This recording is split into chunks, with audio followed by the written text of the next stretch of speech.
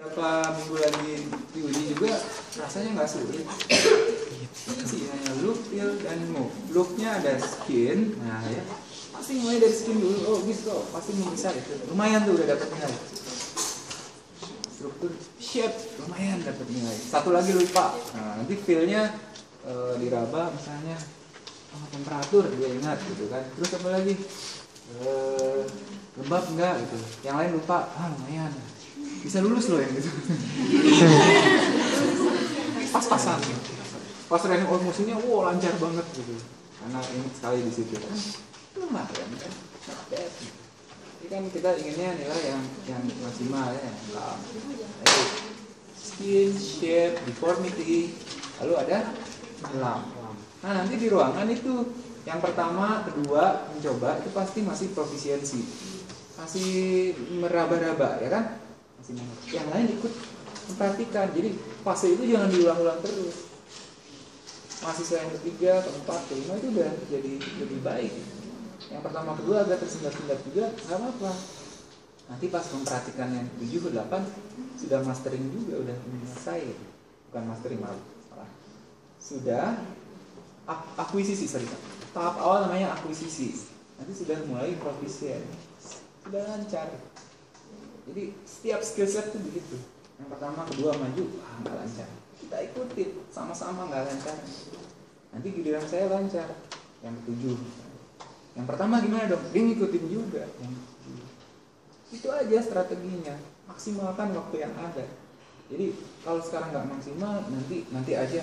There is no way gitu. Nggak ada nanti. Sekarang ini. Sekarang lagi ini dimaksimalkan. Strateginya gitu. Sekarang lagi learning issue ini maksimal. Ya, oke. Look, skin, shape, deformity, dan lam. Elaborasinya hanya itu. Semuanya logis. Feel dengan telapak tangan secara doa. Dirasakan temperaturnya, dirasakan kelembabannya, sensasinya. Lalu lam kita uraikan apa? Karakternya, oke, sepertinya, konsistensinya, terus mobile atau tidak, ada pulsasi atau tidak, itu udah lulus. Lalu pulsation and sensation pada bagian distal. Jadi kalau keluhannya di sini, distalnya tuh ini, kita raba pulsasinya di dorsalis pedis dan tibialis posterior, ya nanti saya ulang lagi, dan juga sensibilitas. Pemeriksaan sensibilitas kan udah belajar kemarin.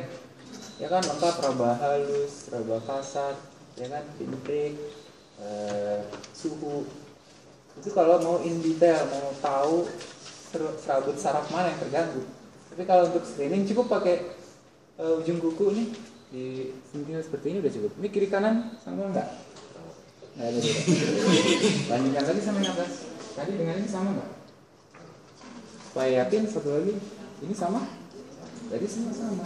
Tidak ada perbedaan gitu. Kalau ada beda di sini, ini hipoestesi. Ya kan, kalau ini negara Indonesia, ya kan, bensin di sini 7.000. Kenapa di sini 5.000? Ini ada yang aneh. Kenapa di sini murah sendiri bensinnya gitu? Bayangkan tubuh kita ini semua sama. Suka terpikir nggak sih uniknya tuh begini? Kalau makan sesuatu yang asam, semua asam sama kan? Padahal nggak pernah janjian asam itu gimana. Tapi semua dikasih, bayi dikasih asam langsung. Gimana ngaturnya itu kan? Bisa jadi PhD dari situ. Kalau bisa menjawabnya. Lalu look sudah, feel sudah, lalu move. Move itu gerakan dia aktif dulu, baru kita ya. Ini baru saya contoh. Dari tadi belum. Oh ya. Kabar. Sesuai ketentuan, nah kita kan selalu punya ketentuan kesepakatan.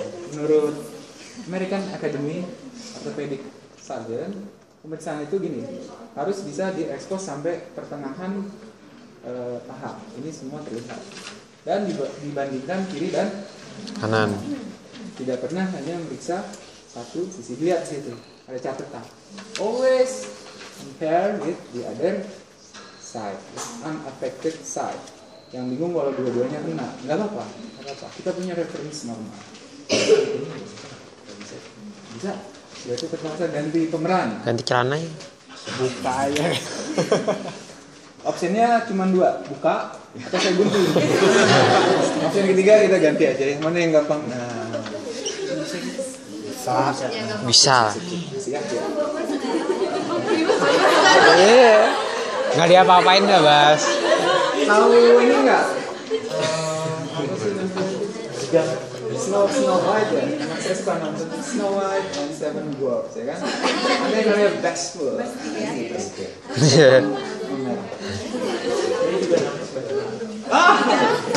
Sebastian itu mermaid yang merah juga itu. Merem aja. Aduh, merem. Iya. Kenapa roboh, Pak? Hah? Kalau roboh ya? Jari. Kalau roboh saya yang bingung. Penanggung jawabnya saya ceritakan. Oke, sebelahnya yuk. Oke, Bas. Oh, dipanggil. Bas beras lagi jalan di banjir ya. Banjir. Bas. Dicukur loh, Bas. Sounding dulu ya. Menurut ketentuan standar sampai sini. Sampai pertengahan. Dua-duanya terlihat, sumber cahaya cukup jelas. Gitu, exposure cukup. Kita tidak lagi membicarakan introduction, identification, itu sudah lah, di skill lain sudah sama informed consent, nggak usah. Nanti tugasnya lakukan look filmmu, nggak usah lagi yang sama yang spine juga kita nggak periksa, kita yang itu nice to know ya. Oke, kita mulai ya setelah export. Nah, jadi dimulai nanti exposure cukup, lalu look. Nah, kita mulai look. Kita lihat di sini skin, shape, deformity dan lamp. Skinnya kita lihat apa? Color. Ada perubahan color nggak? Di kanan more or less sama, ya kan? Terus wound, ada wound nggak? Ada luka yang baru terjadi? Tanyakan, dikonfirmasi. Ulcer itu apa sih? Luka itu nanti baru dipelajari berapa waktu ke depan. Luka itu most likely umumnya sembuh dalam 7 hari sampai 14 hari paling. Kalau sampai masa itu nggak sembuh-sembuh terus-terusan, itu ulcer. Jadi ulcer wound healing itu akan menjadi ulcer. Apapun sebabnya, tapi utamanya gangguan aliran darah, ya kan? Setiap pembangunan semua dibawa oleh aliran darah. Ada gangguan aliran darah, gangguan nutrisi, aliran darahnya baik yang diantar nggak ada juga, ulcer. Color, wound, ulcer, dan scar. Kita lihat ada scar, ini ada lebih banyak nih, scratch biasa ini di lutut, normally ada seperti ini. Kalau ada scars yang regular lurus gitu ya, ada kayak bekas jahitan, oh ini post surgical scar pasca pembedahan. Kita tanya, ini pernah dioperasi apa? Karena apa waktu itu? Gimana hasilnya? Mungkin berhubungan dengan kondisi saat ini. Das? Itu namanya anamnesis tambahan. Tadi belum tergali pada saat history taking, baru kelihatan pada saat keputusan. Boleh nanya lagi, boleh tanya lagi. Gitu, yang benar gitu. Ujian juga gitu. Kalau balik lagi ke pertanyaan, boleh yang benar begitu. Jangan jadi nggak lulus karena tadi benar. Oke. Selanjutnya, look, skin, shape, ya kan? Nah, dalam hal ini kita melihat ada deformity atau tidak deformity. Itu di situ ditulis 3 kan, angulasi, shortening atau angulasi itu pembuatan sudut yang abnormal. Ya, misalnya bengkoknya ke sini atau ke sana, parus atau valgus. Atau shortening, ini tampak lebih pendek. Nanti dibuktikan dengan ukuran, ya. Diukur panjangnya. Atau ada rotasi. Misalnya internal rotasi ini. Ya, ini normal. Nah, ini kan nggak normal. Ini ada rotational malalignment. Apa sebabnya? Kita pengen tahu kan? Jadi yang dilaporkan itu. Dengan itu aja sudah banyak hal yang bisa diperoleh. Secara sistematis, secara rutin, kelainan itu adalah apa tadi? Angulasi, pembuatan sudut yang abnormal, shortening, Atau sebaliknya berarti bisa juga lengthening dan rotasi. Lalu apalagi lump, ya, size dan apa namanya? Ya, age-nya. Kita yang gambar tadi ingat yang B itu. Nah, itu ada lump seperti itu. Pada loop cukup itu yang di verbalize. Kan jadi saya melakukan pemisahan loop. Nah, tadi semua diceritakan di verbalize. Selesai loop.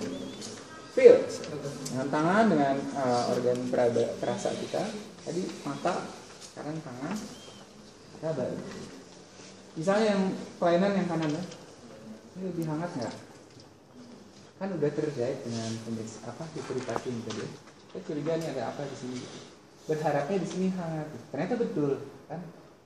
Cocok, confirm. Tapi jangan terlalu kaku, karena nanti pada feel bisa saja berbeda. Oleh karena itu perlu ada differential diagnosis yang banyak. Differential diagnosis itu apa? Differential diagnosis itu adalah hipotesis kita. Ini karena ini kan itu hipotesis ya. Nanti tinggal dibuktikan. Hipotesis lahir dari deduksi. Skill itu yang terus dilatih sama kita. Lalu pada saat feel warm or cold, apalagi moist or dry, itu yang penting dari saya ceritakan. Mengerjakan itu bukan cuma ngikutin cap, tapi ada tujuan, paham kenapa itu diperiksa. Lalu sensibilitasnya, ini ada perbedaan nggak nih, Pak Bas? Polite kan manggil Pak. Lalu apalagi? Ini dulu Pak.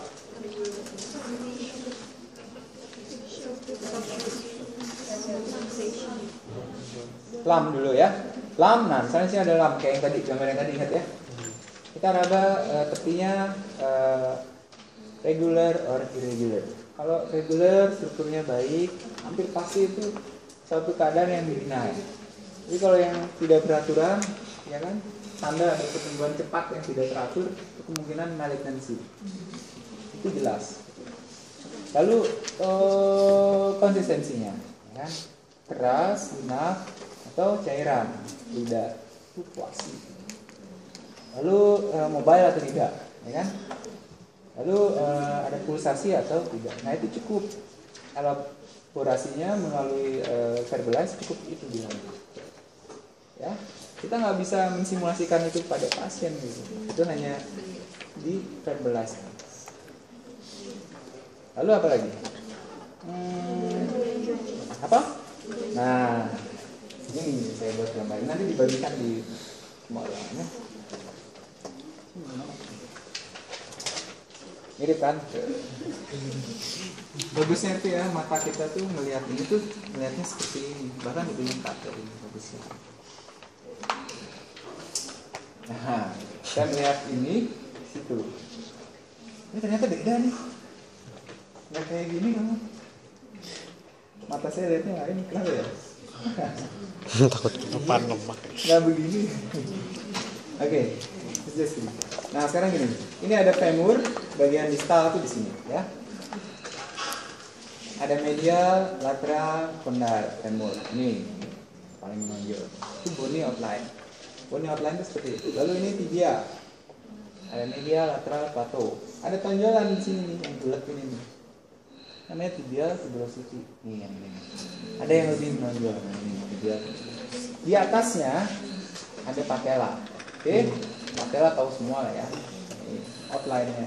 Lalu yang menghubungkan antara patella dan ini apa namanya? Tibial tuberosity, ini ada tendon. Patella, tendon. Itu kita raba juga. Ini ya. Ini kan yang sering diperiksa apa namanya? Patellar tendon reflex. Coba yuk, mesin. Cari dulu kan. Ini tibial tuberosity, ini patella, tendon, oh ini. Berarti diketuknya di sini. Jadi nggak usah mana ya. Oke. Di atasnya ini muscles. Nah, ini yang besar. Namanya quadriceps muscles. Untuk mengekstensikan lutut itu quadriceps. Untuk memfleksikan itu hamstring. ada vastus lateral, medial, intermedial, dan di bawahnya, deepnya ada rectus femoris. Gede sekali nih. Gede, di gambar ini juga gede. Sini ada tendonnya, ini namanya quadriceps tendon. Jadi muskuloskeletal itu muscle skeletal dan ada struktur yang menyambungnya, menyebabkan gerakan pada sendi. Nah, ini kita lihat ya, ini biar jelas. Tendon ya, langsung ya. Ini quadriceps, ada quadriceps tendon, patellar tendon, dan insersinya ada di tibial tubulosus. Ke atas. Nah, turun lagi ya, pelan-pelan naiknya, pelan banget yuk. Nah, ini quadricepsnya sedang kontraksi. Bayangkan ini. Nah, oke, sampai ya. Sama, ini juga kontraksi gitu, kontraksi. Ini agak istimewa karena ada patella. Patella itu ibaratnya sebagai fulcrum mengungkit. Kalau ada tepi di sini gede, kita mau angkat kan berat. Jadi kita pakai apa? Dongkrak, tuas. Ada batu-bata kecil di situ kan, kita batu. Jadi bisa, kok bisa gitu kan? Fisikanya kan seperti itu. Nah, P sama dengan V per E, ya kan? E-nya makin kecil, energinya makin besar kan gitu. Ini juga sama. Patella itu adalah si batu kecil itu. Coba bayangin, dari sini ke sini, bagian tubuh kita hanya ini. Sisanya yang besar ada di atas. Gimana kita bisa dari jongkok ke berdiri? Karena ada batu yang mengungkit kaki. Pada saat jongkok ke berdiri seperti ini, itu 5 kali berat badan ditransmisikan di lutut ini. Karena haknya kecil. Oh, beratnya berapa Pak? Ratusan. Kalau pernah timbang naik turun, yang rendahnya ada 55. 60, 70 ada. Trafli, Ada. Pasti ada. Ada. Oke, mari kita lihat. 70 aja ya. 5 kali berat badannya 350 kg di sini. Oke. Kalau saya 50 misalnya. Kali 5 250 kg dan sini. Selisihnya sebenarnya hanya 20 kg. Tapi kalau dikali 5, perbedaannya cukup banyak. Signifikan terhadap si lutut. Beban terhadap. That's okay nggak? Variasi. Nah, yang penting safety ya. Jelas ya? Itu tambahannya biar paham gitu. Oke. Feel sudah, bony outline sudah. Satu lagi ini saya lihat kan ini ada gambar merah. Itu synovial itu ada. Synovial itu bisa diraba di tepi-tepi apa namanya? Di tepi-tepi patella. Kalau kita raba patella ya. Itu kan kita raba kulit, di bawah kulit langsung patella kan? Nggak terlalu tebal kan? Padahal itu banyak struktur, di bawah kulit ada fascia, ada subcutis, fascia, terus kapsul, baru synovium, baru tulang patella, baru sendinya. Tapi ini bisa langsung teraba di sini. Kalau menebal, synovium menebal, terasa ada yang mengganjal ya. Oke? Itu aja. Lalu cairan, excessive fluid itu tadi kalau bayangkan kalau yang besar tadi ada cairan, kayak balon kan, tekan sini ini akan besar ya, fluid shift, tekan sini akan. Kalau cairan kan gitu, lidah kan selalu bergerak-gerak. Nggak mungkin ditekan, ini biasa aja ini hilang gitu kan. Dia selalu mencari daerah yang tekanannya lebih rendah, sementara rongganya tetap kan gitu. Oke, berarti ada cairan berlebih, excessive joint fluid. Yang sederhana aja dulu. Selanjutnya pada feel kita apa namanya? Sensation dan pulsation ya. Tadi udah periksa dengan ujung kuku aja, bandingkan. Arteri dorsalis pedis ini jempol ada metatarsal 1, di bawahnya ada navicular, nah di atas navicular kita cari. Jangan cari di mana-mana, cari di situ. Pasti ketemu. Nah, ini ada. Oke. Dan tibialis posterior di belakang malleolus medial. Ini malleolus lateral. Jadi yang medial carinya di sini. Malleolus medial ini ada belakangnya. Nah, ini ada. Lu yang ini nggak ada. Belum ketemu. Nah, ini ada. Oke, sip. Look, dan move. Nah, move yang tadi kan. Pak, tolong digerakkan lututnya, ditekuk sampai maksimal. Aduh. Tahan celana. Tuliskan Pak. Tuliskan lagi. Itu aktif kan? Lalu pasifnya. Gentle. Kalau pasien nyeri baru digerakin gini juga teriak-teriak. Nah, kita harus gentle. Sambil digerakin ditanya, ada nyeri, ada stiff, ada kaku. Kita catat semua itu sehingga nanti ada satu kesimpulan. Tadi waktu history taking apa, pemeriksaan fisiknya menunjang atau tidak. Jadi hipotesis yang bisa diambil, yang dibuktikan oleh pemeriksaan fisik, yang lain-lain bisa disingkirkan. Ya, jelas ya. Look, feel dan move. Kita simulasikan aja dalam pikiran kita. Look itu yang kita cari skin, yep, formity, lung, jalan. Feel-nya moist or dry, warm or cold, sensitivity, lung-nya, terus soft tissue, hard tissue, bony outline, soft tissue outline, synovial thickening, joint fluid. Wajar karena di sini ada semua. Synovium ada, cairan tinggi ada. Position, transition, active and passive range of motion. Selesai cuma gitu. Ya, mudah-mudahan semua bisa ya.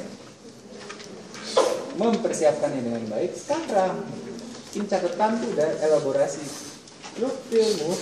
Nanti uraiannya ke kanan. Ya, gitu aja. Sekarang hayati benar-benar yang dipahami. Nanti mengulangnya juga mudah. Manfaatkan kesempatan ini sebaik-baiknya. Masih ada waktu untuk latihan. Nah, yang pertama, kedua masih akuisisi, semua juga akuisisi. Yang kelima, keenam udah lancar. Yang pertama lihatlah di buku. Jangan udah selesai. Ya, fokus pada setiap kegiatan ini fokus. Nanti udah selesai dari